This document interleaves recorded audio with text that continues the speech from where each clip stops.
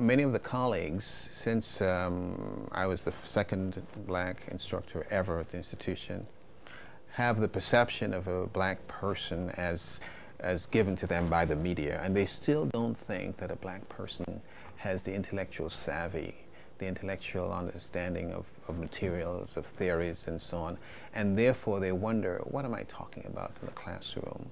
And so they tend not to relate. They tend to see you as so different, and as a result, you have to continually prove yourself. When you go to a meeting, you better be prepared, because you're going to be tested. You're going to have to prove yourself every time.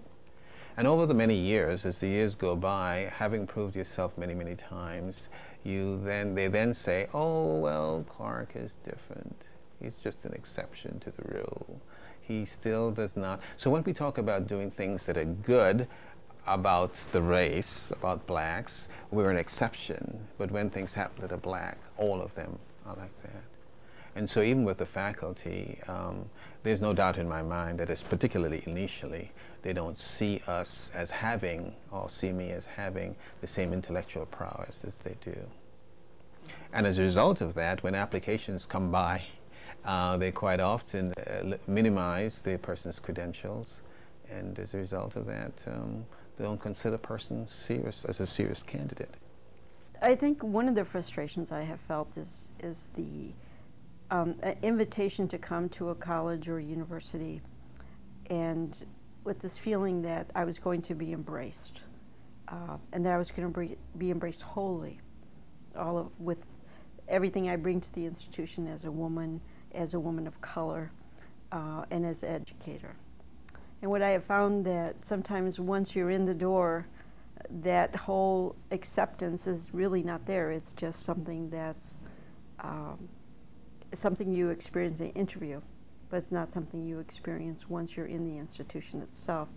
So I have felt very frustrated with the fact that I was hired under an auspices of being embraced, and then once I'm in the institution, that really, they didn't really want me for all of me, they just wanted part of me. And the part they didn't want necessarily was the part of me that has experience as being a Hispanic woman, and with my love for my people, and wanting to embrace my culture and wanting to share the culture with the institution as a whole, and having concerns about people of color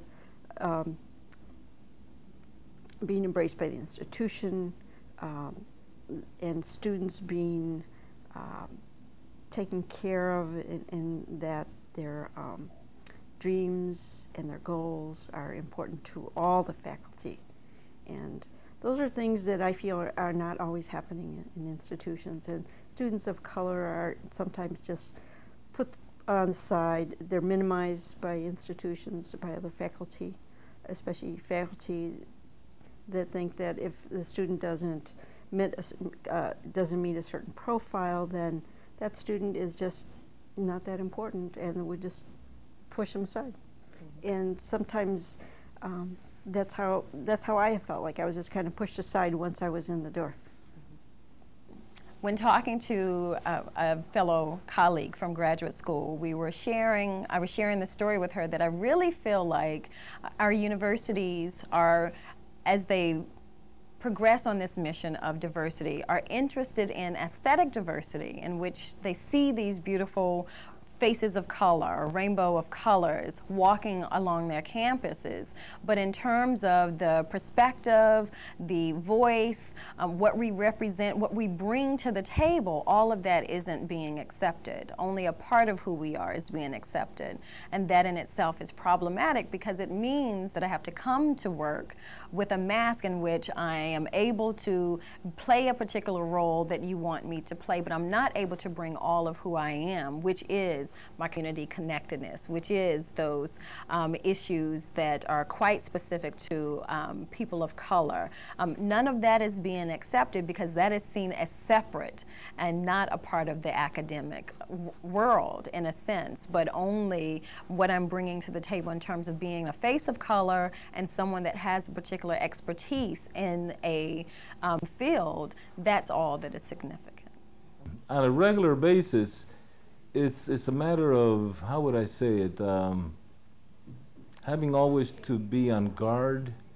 People say, well, you know, have you ever felt any discrimination? And people will tell you, well, no, it's just the looks, the way they look at me.